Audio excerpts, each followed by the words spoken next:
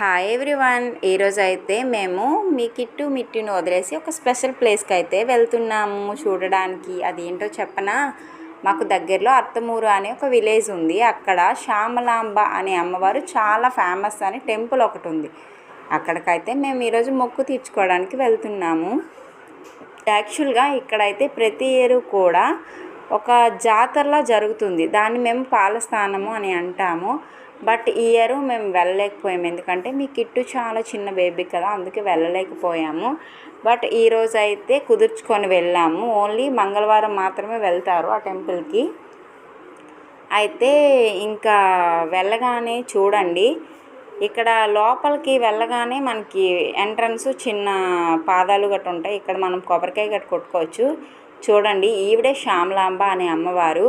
రెండు కళ్ళు అసలు సరిపోవట్లేదు, చూస్తుంటే ఇంకా చూడాలనిపిస్తుంది. అది అయిపోయిన వెంటనే ఇంకా బయటకు అయితే ఇలా వచ్చేయచ్చు. వచ్చిన వెంటనే పక్కన మనకి లెఫ్ట్ సైడు చిన్న సంతోషమాత అమ్మవారి టెంపుల్ ఉంటుంది. అక్కడ దండం పెట్టుకున్నాము. అది అయిపోగానే చూడండి, ఇలా రాగానే మనకేంటంటే పెద్ద ఆంజనేయ స్వామి విగ్రహం ఉంటుంది. బట్ అది ఈ వీడియోలో అయితే కట్ అయిపోయింది.